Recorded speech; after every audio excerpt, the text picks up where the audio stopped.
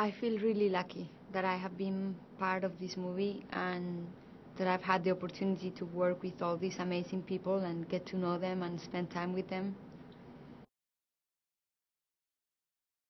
I think Carla suffers a lot, but she's also responsible for that situation.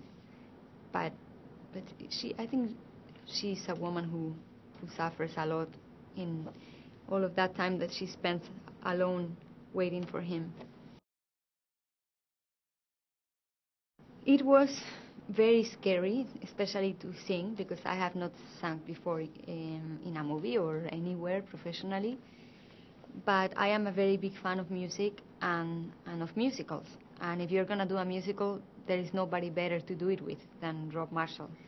So I knew I was in the best hands. I was happy that we got to do all those auditions so that he really needed to see if we were going to be able to dance and sing. And even the auditions were fun because he just brings magic to everything he does. You know, the way he treats people and the way he deals with the work, his manners. He can be very, very picky and work very, very hard, and I love that.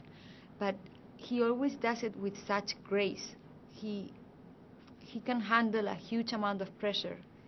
He can be under the most stressful situation, but he's always nice to everybody else. And it's amazing to be able to work with somebody like that. He's really, really unique.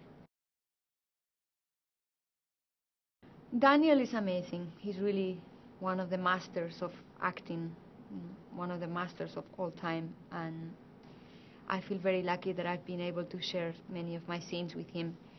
He was really kind and nice to all of us. Also, he was always worried about all of us if we were happy with what we were doing. And he's really incredible to watch, you know.